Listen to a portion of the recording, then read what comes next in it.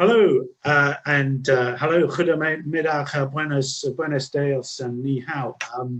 My name is Cedric Porter, and I'm going to be talking about working together in the potato chain. So, just a little bit about me. I'm the editor of World Potato Markets, which is a weekly global briefing on potato trade, prices, and production. And have a look at our website or contact me if you want some more information. And many hi to all our readers out there. So let's start. And I really can't do any presentation at the moment without mentioning the C word. The coronavirus continues to overshadow the world market like perhaps no other sort of single event has done. Certainly in our lifetimes, and that looks set to happen, continue for a long time.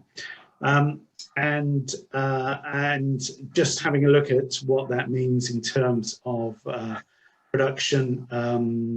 Sorry, just so in production, we saw a little bit of a reduction in some of the European potato area.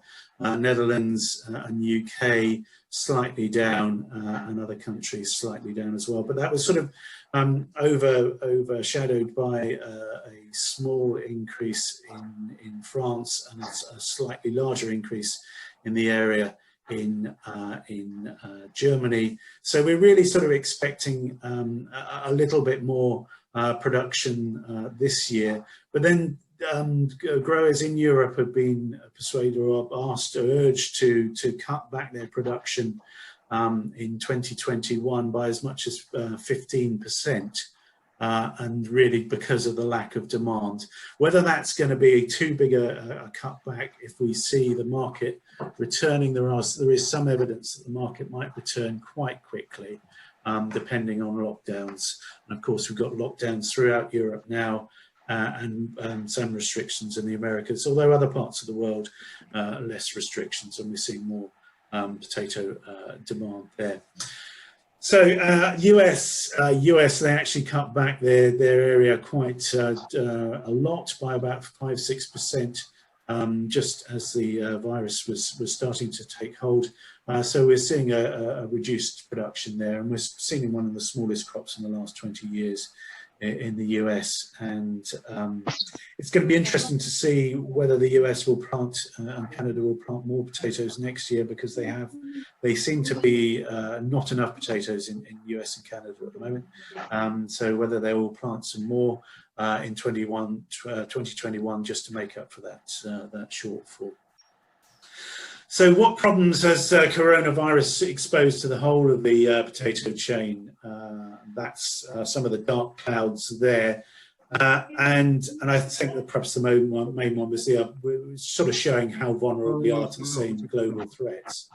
And really this event has shown that perhaps more than anything else.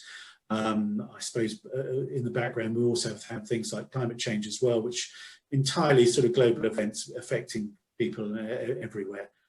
So I think, that has sort of focused the mind that, a single event can have such impact across the world. I think we also, from a global potato industry point of view, perhaps rather than sort of individual countries, a lot of production in individual countries is still very much focused on table potatoes and their own domestic markets, but you've actually got a pretty dependent global trade in food service and eating out, and on fries and things like that. To actually, we've seen that sort of with those closures, that's really had quite an impact. This is just the exports for the EU monthly EU5, which is Germany, France, Netherlands, Belgium, and Poland.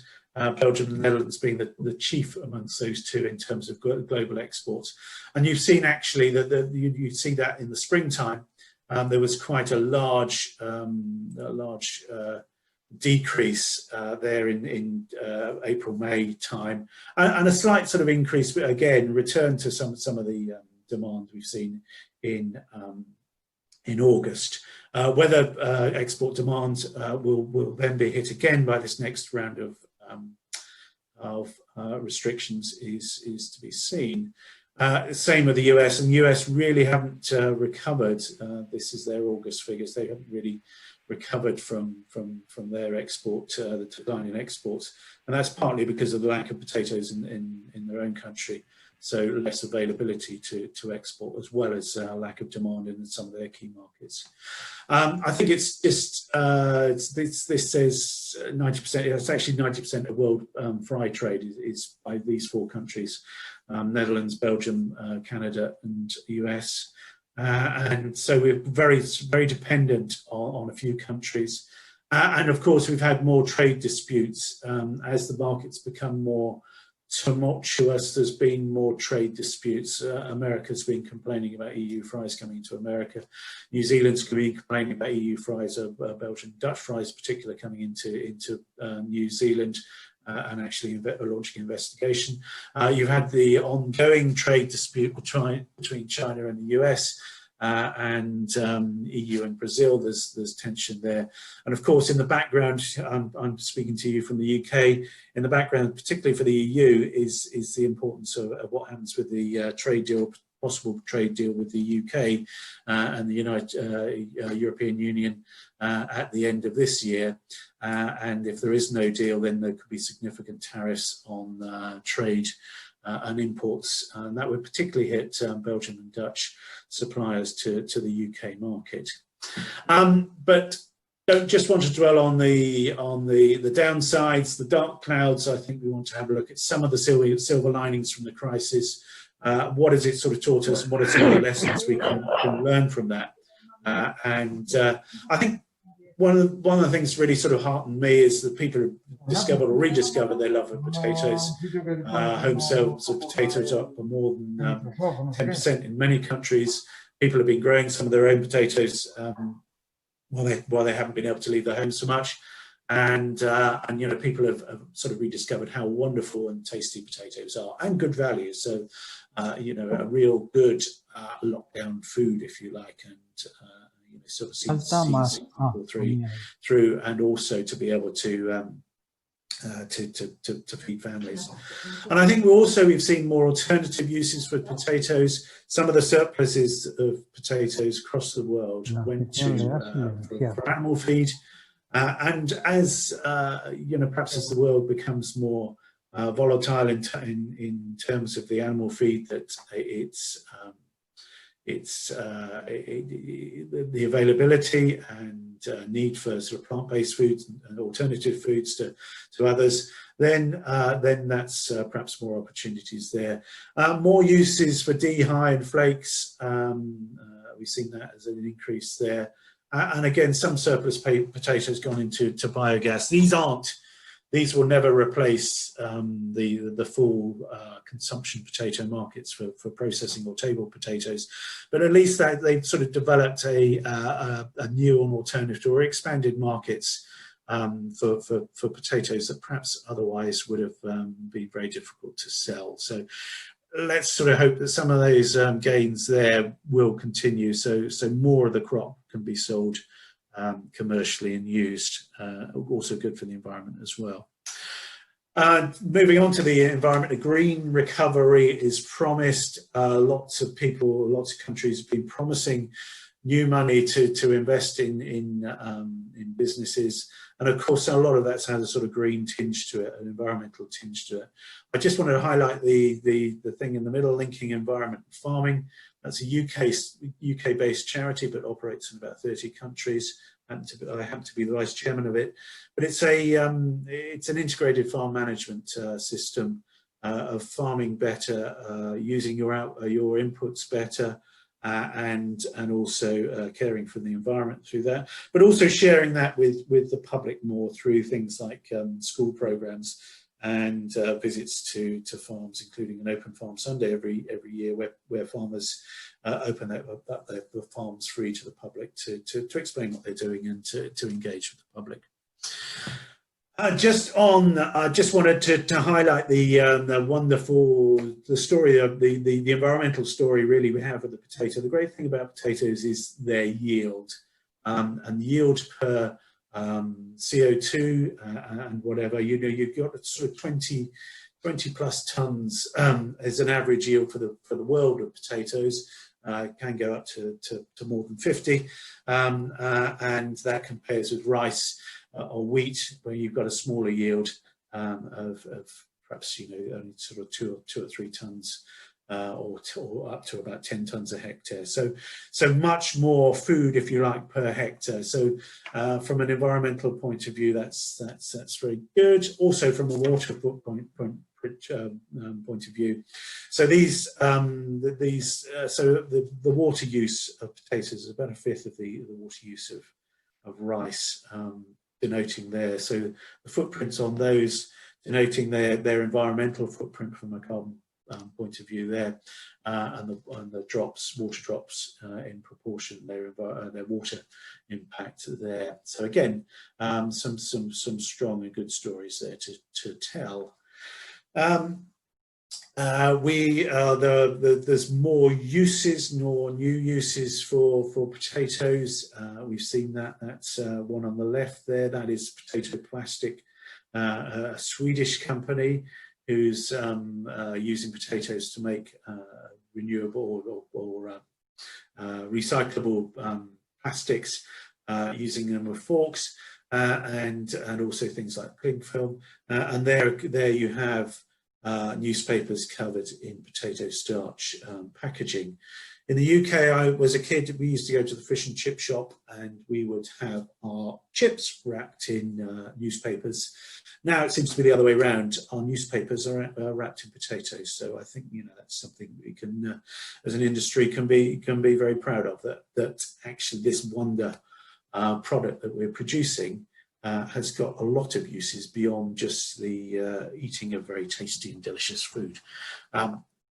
And just to try and bring it back to COVID-19 and for vaccines, there is actually quite a lot of work being done on delivering vaccines in a food form, in a vegetable form. So there you haven't got the same sort of risks that perhaps you've got with needles and things like that in terms of contamination. If you can put the vaccine actually in food form, perhaps in a sort of potato wedge or even crisp or something like that, then you can deliver vaccines. That's probably not really going to be used for COVID because of the need for it, the quick need for it and turnaround. But some other vaccines, that is the sort of thing that we might be using and seeing. So I always, some of you may have seen this slide from me before. I always sort of argue if we're in the Andes now and we discovered this weird and wonderful shaped, coloured tuber root in the ground and didn't know what it was, and then the scientists looked at it, would actually find it would be the best superfood ever. Fat-free, sugar-free, gluten-free, sodium-free, high in fibre, high in vitamin C, high in potassium, high in vitamin B6. It's plant-based, it's environmentally friendly, it's good value, it's versatile, and very importantly, it's delicious. So, and I suppose, if the crisis has proved something, then it's the worth of the potato, and as a potato industry, we do have some of our tensions, if you like, between different sides of the Atlantic, different sides of the Pacific, but actually as an industry, perhaps the greatest gains are people eating more potatoes in different forms around the world, and that's perhaps what we need to be focusing on as a chain, both as growers, as people who process the potatoes, sell the potatoes, and even people who write about potatoes. We used some of lockdown to launch our own potato podcast called PlanetPotato, and it's not really looking at the market, it's not really looking at how to grow potatoes and whatever. It's really a fun podcast for people, everyone out there who loves potatoes, and so it's for everyone in the world, basically. And what do? We look at some of the fun, interesting, exciting things about potatoes. So there you've got, this was the potato photographer of the year, the picture there of the potato having its haircut after lockdown. We'll probably be having to have that again as we're locked down in Europe. We virtually visited a potato hotel in Germany, where as well as eating wonderful potato dishes, you can actually have potato treatments, including potato massages, and you can even have a bath full of potatoes if that's what you want to do. We've visited that virtually, and we're looking forward to being able to visit that in reality. And one of the latest episodes, we have a history of Mr. Potato Head. So that's available there, and do give it a listen. That's for me, and thank you for joining. And if I can take any questions now, that would be great.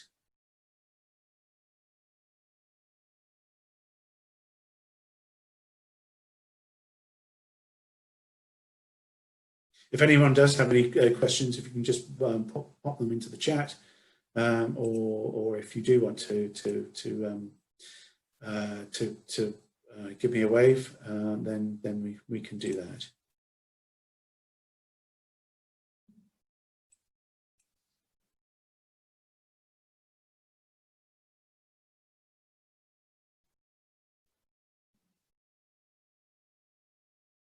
So has anyone got any questions for me?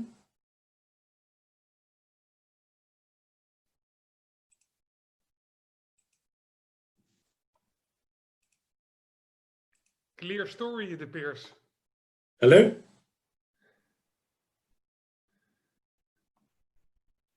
Hi, was that a question there? No, it wasn't a question. It's just the, oh, yeah. Yeah, no, I have a question here from Enrico Bertolini. Expectations for the Southeast market, Southeast Asian market in the next 10 years. We have seen some of the Southeast Asian market has sort of coming back. Obviously, it was the first market to be hit by coronavirus in terms of because of where it was. Proximity to China and whatever, but we have seen some of that demand coming back, at least stabilizing and increasing. And I think over the next sort of 10 years, it is that sort of growth for potato markets in Southeast Asia, other parts of the world, including sort of Africa, where you're seeing the populations growing and the worth and the value of the potatoes, both in environmental terms as well. I think you will see a big increase in that sort of demand as well. So yeah, no. So I think potatoes will be still very important in Europe and North America, but actually that growth is going to be elsewhere. So Southeast Asia, Middle East, and in Africa, and I think. And I think so production in those areas will increase as well. I've got a question here from user. I'm not quite sure. Well, so no, it's from Anthony Sadney. I'm a potato farmer from Lebanon, and we have a relationship with HZPC since 1974. This isn't really a question. Is there any plan this year to help decrease the price of seeds in order to help keep functioning? I think perhaps the market will determine, from my point of view, the market will determine that in terms of demand and supply of seed. But I think you'll have to, Anthony, speak directly to HZPC. I'd like to say that I'm sure they can do special, talk to you, whatever. I don't dare to commit to what the price might be there.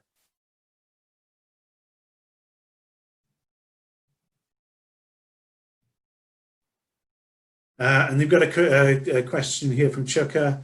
Any forecasts about the potato industry in West Africa? I think, as I sort of said with the question about the question about Southeast Asia, I think what we will see is that increase in demand happening in Asia, particularly as the population grows, and you want more diversity of crops. And also, you know, as trade increases of potatoes between within Africa, and you know, some of the land in Africa are very good for growing potatoes, and there might be in time opportunities for more exports as well. So that's a thing there. The next question we have: the next 10 years, people's eating habits will change.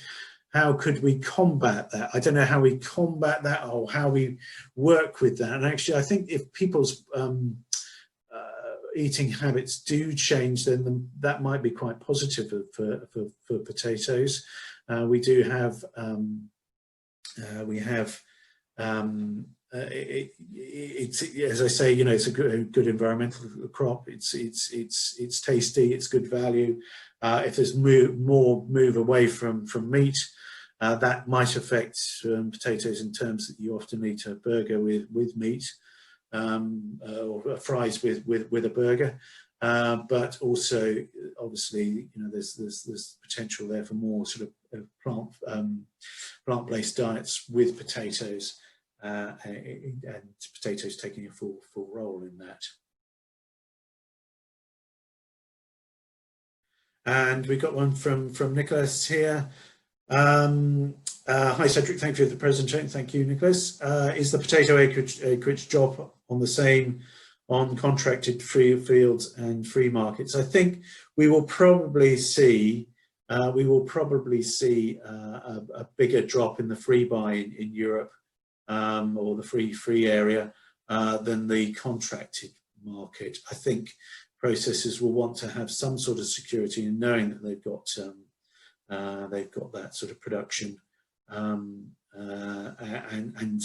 I think growers, if they will want to have that sort of security of a contract, and they will be cutting back on their free areas rather than their contracted areas, and you can see why, you know, especially if we've got prices around about sort of 20 or 30 euros a ton now, people won't want to sort of bear that sort of pain for too long.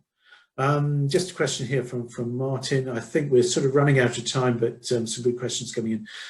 While potatoes gaining ground in developing countries, we're still battling with unavailability of certified in Zambia. When seed is available, it's really expensive to ordinary farmers. I suppose that is an issue for the whole of the industry, and the good use of certified seed is very important. And perhaps that's something as a potato industry we need to be looking at and making sure that farmers who do want to develop their potato industries do have that access to potato seeds. But that's a conversation that's needed across the industry, I think. I think we'll have this last one from Devinder.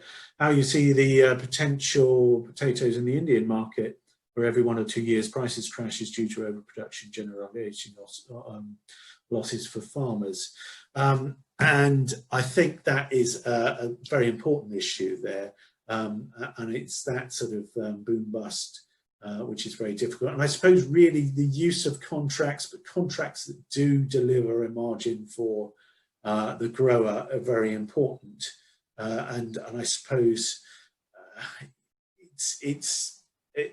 the trouble is getting out of that cycle.